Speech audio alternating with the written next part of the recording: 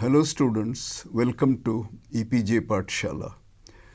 I am N. Panchapakeshan. I taught at Delhi University and I am retired now, and I am happy to be able to address you for this course which is called the Radiation Theory course. Radiation Theory course really gets its name from what was usually called the Dirac theory of radiation in older days. It is much better to call this now a field theory, and that is why we call this module classical field theory. So today we are going to discuss about the module classical field theory. It was originally called Dirac theory of radiation because Dirac gave it for the first time in 1927, and the whole course is therefore called the radiation theory.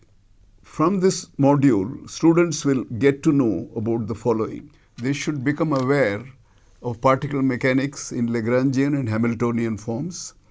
These are alternatives to starting with the equations of Newton, because normally you start mechanics with Newton's equations of motion, but there is a more generalized way of doing it, which is usually called the Lagrangian or the Hamiltonian theory, or it is also called the variational principle or the stationary action method.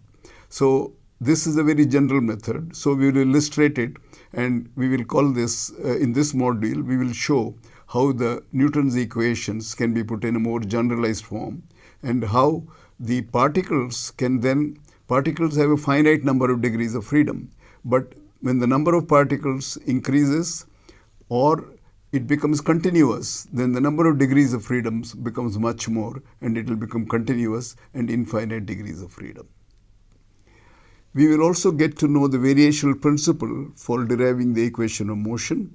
Of course, we do not get anything new, because in the Lagrangian or the Hamiltonian or the variational principle action, we put the term expression in such a way that we get the well-known equation of motion. In the case of Newton's theory, it will be the Newton's equations of motion. So we get to know the equations of motion in the Lagrangian and Hamiltonian forms. And we also learn how, when we go from particles to fields, we go from a finite number of degrees of freedom to infinite number of degrees of freedom. Amazingly, mathematics is a strange subject, and sometimes when you go to infinite degrees of freedom, things become much simpler and easier, and so you will find that calculus can be brought in and everything changes in that case. We will also become familiar with the notation for covariant and contravariant vectors and tensors. If you already learnt it, it is very good. But if you haven't learnt it, it is absolutely crucial for doing field theory in the modern times. And you have to learn it thoroughly. So please get used to it very easily so that it's like normal calculus or even easier for you. We also learned something called the summation convention, which is an extremely useful convention introduced first by Einstein. We also derive the Klein-Gordon equation from the scalar Lagrangian, namely the equation obeyed by the scalar field. Quantum mechanics applies quantum ideas to classical mechanics of a classical particle, like an atom, for example. We also have classical fields like the electromagnetic field. Now, these are real fields, and how do we quantize the fields? This study goes under the name of quantum field theory, and in the case of electromagnetic field, it will be called the quantum electrodynamics. The most familiar field, electromagnetic field, when studied in quantum form, is often called QED, which is short for quantum electrodynamics. In the mid-1950s, a reasonably consistent theory of quantum electrodynamics was obtained. The consistency was required because the earlier theory had divergences or infinities, and they were removed, or it was shown how to handle them. This enabled the consistent handling of divergence of infinities that occurred in the theory, the successful extension of those ideas to non-abelian gauge theories, and to unification of weak and electromagnetic interaction took another 25 years, and now we have the electroweak theory, which combines these two. This resulted in the award of Nobel Prize to Glashow, Weinberg, and Salam, in the year 1979, which is when the electroweak theory was really honored by the award of the Nobel Prize.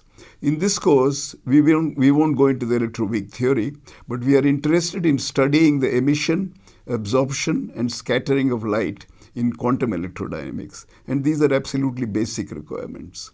The early beginnings in 1928 to 30 were called the Dirac theory of radiation, hence the title of this course, Radiation Theory.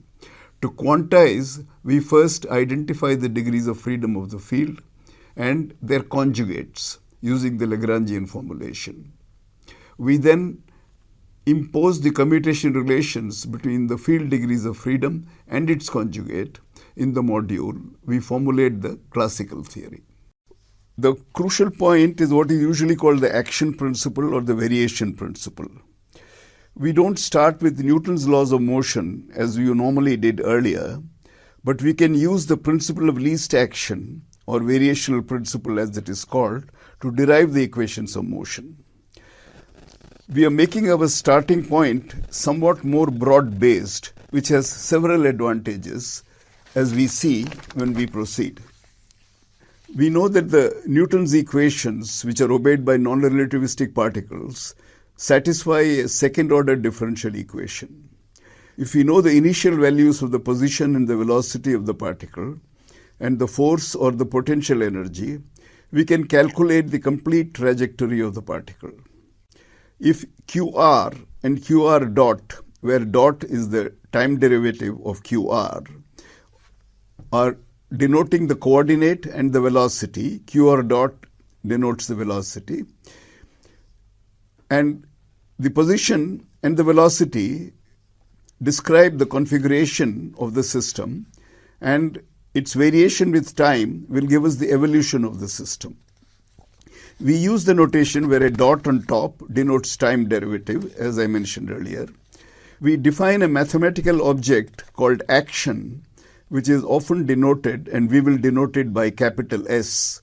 This is called the action of the system, and the S is written as integral from time t1 to time t2 with respect to dt of a quantity called Lagrangian L, which is a function of qrt and qr dot t, our position and velocity. It may depend also on the time t, and the whole thing is integrated with respect to dt.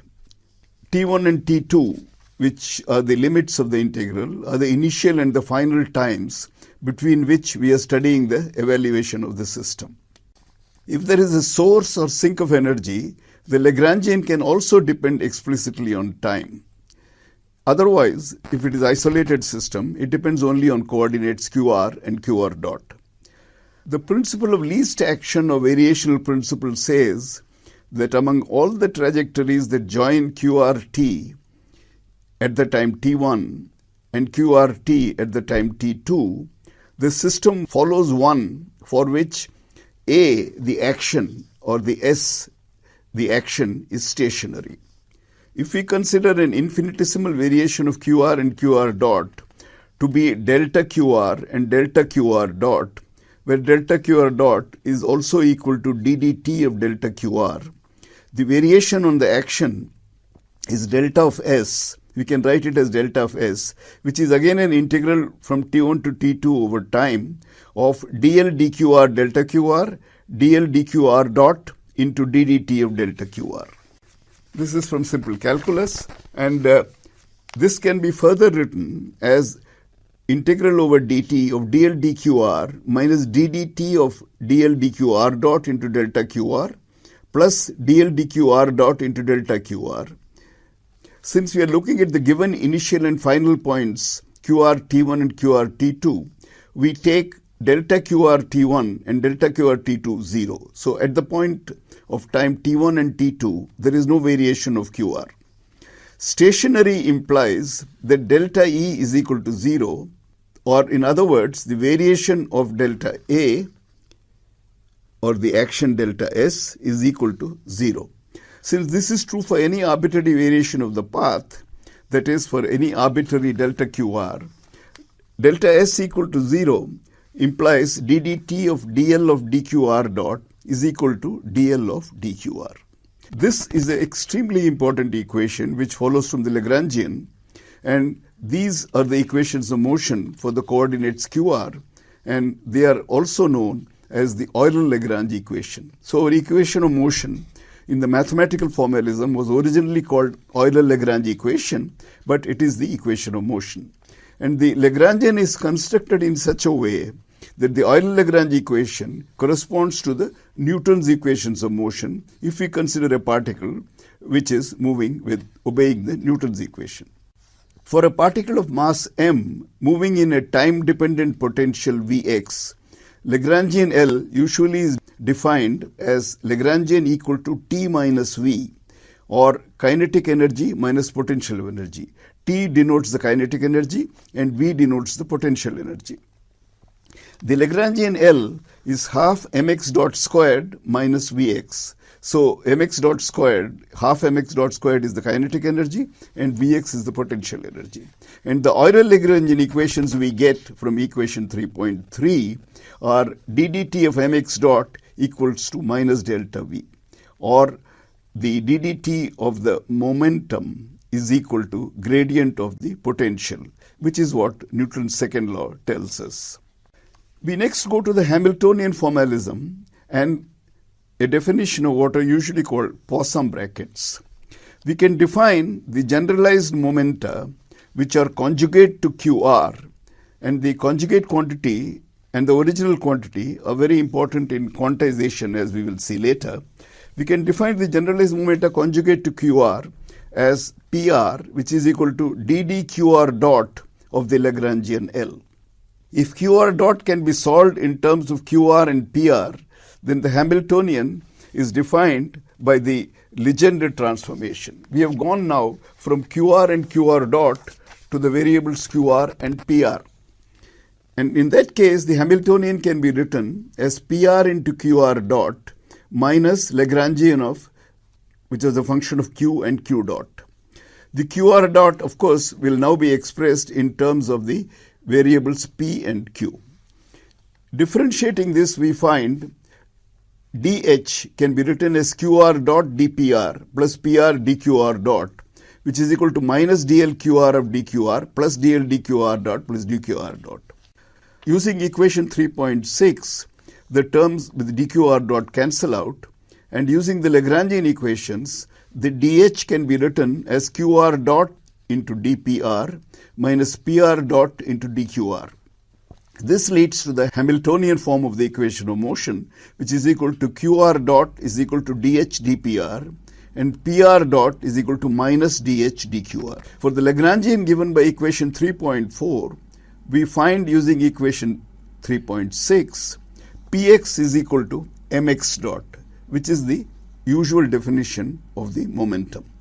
And Hamiltonian is given by mx dot into x dot minus half mx dot squared minus Vx, which gives us the Hamiltonian as a sum of the first term half mx dot squared plus Vx, or the kinetic plus potential energy, which is nothing but the total energy, P squared by 2m plus the potential energy Vx. So we notice that the Lagrangian was kinetic minus potential energy, whereas the Hamiltonian is the kinetic plus potential energy. So it is the Hamiltonian which corresponds to the total energy, but it is the Lagrangian which enters the variation of the action that we originally started with. So we get x dot, the velocity, as p divided by m, and p dot is equal to minus dv dx, which is equal to mx double dot, which is the Newton's second law of motion. The Poisson brackets are quantities which are closely related to what are called commutators in the quantum mechanics. And the Poisson brackets of two dynamical variables f1 and f2 is defined as f1 m2 Poisson bracket. To denote Poisson bracket, we write outside the bracket p. The f1 f2 p, which is the Poisson bracket is f1 and f2, is defined as df1 dqr into df2 dpr minus df1 of dpr into df2 by dqr. So we notice that first f1 is differentiated with respect to qr, then with respect to pr in the second term. Using this, we find QR-PR Poisson bracket is nothing but delta RS, the Kronecker delta, which is 1 when R is equal to S, otherwise it is 0. And the Hamiltonian equation of matrices, equation 10, which obtained earlier, can be written as QR dot is the Poisson bracket of QR and Hamiltonian, and PR dot is the Poisson bracket of QR and the Hamiltonian. More generally, for any dynamical variable, we get an additional term which also involves the time, or F dot is defined as df by dt is equal to df dt plus Poisson bracket of f and h, where df dt occurs if f has an explicit time dependence. In most of the cases we deal with, there will be no explicit time dependence, but if there is one, we get the additional term. Now we go to the action principle for field theory. Action principle for a field theory. Field as a system with infinite degrees of freedom. When the degrees of freedom are continuous, their number tends to infinity, and the system is then called a field, because a continuous line has infinite number of points. For a field phi, we can write the Lagrangian as an integral L, integral of d cubed x, script Lagrangian phi and d mu phi. It depends on the field phi and its derivative d mu phi. L is a Lagrangian called the Lagrangian density, and it depends on the space derivatives also, besides the time derivative or the velocities. The action S takes the form S is equal to integral of L dt, where integral is dt and volume integral d cubed x, and the Lagrangian density, the script L phi x d mu phi, which is equation 4.1. We will refer to the Lagrangian density as just Lagrangian in future, and L integrated over the 3 volume as total Lagrangian. The field is a set of numbers at each point in space. The Lagrangian is a function of space and time, and also time, as it depends on the field phi at each point and its derivatives. The action S is a number. It is a rule that associates a real number with a given function. If field configurations of phi changes, the number also changes. Such objects are called functionals. The action is a functional of the field, or fields if there is more than one field. The total Lagrangian L is a function of time, but a functional of the fields at a given time. So it is really an integral over the functional. Now we will use a notation which is very, very important, and in which you must get used to as soon as possible if you are not used to it already. This is called the covariant notation. We take units in which the velocity of light is 1, and h cross, that is h divided by 2 pi, is also taken as 1. Sometimes these are called natural units. And x mu with mu on the top, that is a contravariant vector, x with mu on top, which is we can write as x0, x1, x2, x3 with all indices on top, correspond to the time and the space variables x, y, and z. x0 is c times t, but since we have taken c equal to 1, it is just the time. The metric tensor g mu nu, where g mu nu is defined as ds squared, the line element or the distance between 2 points which are separated by dx mu, ds squared is equal to g mu nu dx mu dx nu, with a metric which we now define as only the diagonal terms are finite. It is 1, minus 1, minus 1, minus 1. So the first term refers to the time variable, it is positive. All the others are space variables, they are all negative. X mu with mu below is denoted as g mu nu times x nu, and that corresponds to the value with all the upper indices x0, then minus x1, minus x2, minus x3, and these are now our new variables x0, x1, x2, x3 with the indices below. So x with 1 below is equal to minus x1, x with 2 below is minus x2, x with 3 below is minus x3, but x with 0 below is plus x0. We assume now a very important rule called the summation convention, This is, if there are repeated indices in an expression, they have to be summed over. If they are Greek indices, they have to be summed over from 0 to 3, 0, 1, 2, 3. If they are Latin indices, they go over space indices only, namely 1, 2, 3. One of the repeated indices must be in the lower and other in the upper position. Otherwise, you have made a mistake somewhere. X squared is written as x with mu below and x with mu above, multiplied together. And this gives us t squared minus x squared when we use the metric given above. The momentum P mu is equal to, the first term of the momentum is energy. The next three terms are Px, Py and Pz, the momentum space components. The inner product P1 dot P2 is defined as P1 with mu above and P2 with mu below. You can also define it as G mu nu with P1 mu and nu both above and G mu nu with mu nu below. And it is equal to E1 E2 minus P1 vector into P2 vector.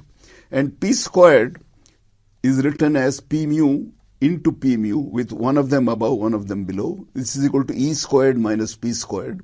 And we know that E squared minus P squared is the mass squared. The bold letters denote 3 vectors usually, and 4 vector is denoted without any boldness. P mu itself in quantum mechanics is I times ddx mu. So it has 2 parts, I ddt and I ddxi. Or we can also write it as I delta with mu above. It can also be written as I ddt minus I ddxi, where the differentiation is done with respect to x with I above. And it is also written in the form of I ddt plus delta vector I. Delta vector corresponds to I with dxi with I below. ddx mu has 2 parts. ddt is the first component, delta vector is the second component, and the whole thing is also abbreviated to d mu. d dx mu with x mu having mu below is written as ddt, and the other 3 components are minus del vector. d mu into d mu with mu and one of them mu is above and another mu below will correspond to 1 over c squared d squared dt squared minus d squared dx squared within brackets with plus d squared dy squared plus d squared dz squared, or 1 over c squared d squared dt squared minus del squared, the D'Alembert. G mu nu is the inverse of G mu nu with mu nu below, and it is equal to it in Cartesian coordinates. It is easy to see that G with mu above and nu below is equal to G mu rho into G rho nu below, and that gives us delta with mu above and nu below, which is nothing but delta mu nu, which is 1 when mu and nu are the same, otherwise it is 0. Next we go on to the Euler-Lagrange equations, which are related to the equations of motion. The principle of least action states that when a system evolves from one configuration to another between times t1 and t2, it takes a path or evolves through field configurations for which action S is stationary. Usually it is a minimum. Stationary means it can be either a maximum or a minimum, but usually it will be a minimum. When it is stationary, that is when it is a maxima or a minima, delta of S or the variation of S is equal to 0, where phi x goes to phi x plus delta phi x, d mu phi x will go to d mu phi x plus delta of d mu phi x, and using the fact that delta and d mu commute with each other or can be interchanged, delta of d mu of phi x is equal to d mu of delta of phi x. If V is the region of space-time we are interested in, delta S can be written as an integral over the volume V d4x. Now this volume is a 4-dimensional space-time volume. It is a 4-dimensional space and time volume. It includes time as well as the space integral. This is equal to dl by d phi multiplied by delta phi into dl by d of d mu phi into d mu delta phi. It's from simple calculus. Integrating the second term by parts, we transfer the differentiation to the first part and write it as inside the integral dl d phi minus d mu of dl d of d mu phi multiplied by delta phi plus d4x integral a total derivative d mu of dl by d of d mu phi into delta of phi. This kind of change will be always using, and this is also associated with integration by parts, and one has to get used to that. Using four-dimensional Gauss theorem, integral over d4x of d mu of f mu is equal to integral over the 3-volume dv over ds mu into f mu, where dv is the boundary of the four-dimensional volume V and ds mu is the outward pointing 3-volume. As delta phi is equal to 0 on the surface, the second term in equation 19 vanishes, and the first term, since delta phi is arbitrary, gives us the Euler-Lagrange equation d mu dl d mu phi is equal to dl d phi, which will lead to all the equations of motion. Exactly in the same way the Hamilton formalism was done earlier, the momenta canonical to the field was dl and d phi. Pi is defined as dd phi dot of dl. Phi dot is the time derivative d phi dt, and using this the Hamiltonian is defined as pi into phi dot minus the Lagrangian L. The simplest form of equation is for the scalar field, and the equation of motion is called the Klein-Gordon equation. The Lagrangian for the scalar field is half of d mu phi with mu above and below minus m squared phi squared, and this gives us dl d phi is minus m squared phi, d mu of dl d of d mu phi is d mu of phi, which is equal to minus m squared phi, and so we get the Euler-Lagrange equation as D'Alembert of phi plus m squared of phi is equal to 0, where D'Alembert is d mu with 1 mu below 1 mu above. So it gives us the well-known Klein-Gordon equation, which is D'Alembert of phi plus m squared phi, and the Lagrangian was chosen in such a way that we got the Klein-Gordon equation of motion. So let us summarize what we have learnt in this module. We have learnt how to derive equations of motion for classical field theory, starting with variation or action principle as it is called. We have learnt the notation for space-time and the metric for the covariant and contravariant tensors. The covariant vectors or tensors have indices at the bottom. The contravariant vectors or tensors have indices at the top. And for the product of tensors, we combine two vectors. One of them should be contravariant, other should be covariant. And if the same index appears above and below, then it has to be summed over. If it is a Greek index, you sum over 0, 1, 2, 3, all 4 dimensions. If it is a Latin index, you sum over 1, 2, and 3, which is the space dimension only. The summation convention is an extremely convenient way, especially in writing down the equations. We use the Lagrangian function, which is kinetic energy minus the potential energy in classical mechanics. In field theory, it is convenient using general arguments like symmetries, etc., to write down the Lagrangian. It should lead to known equations of motion. We also define the Hamiltonian function, which is the total energy. We have seen that the equation of motion can be formulated in terms of either Lagrangian or Hamiltonian, apart from being based on Newtonian dynamics, the second law. They are equivalent, but we will see that the Lagrange-Hamiltonian formalism makes transition to quantum mechanics much easier and simpler. With a suitably different Lagrangian for the scalar field, we obtain the Klein-Gordon equation, the equation of motion for the scalar field, which is what we derived in this particular case as the Euler-Lagrange motion. Thank you.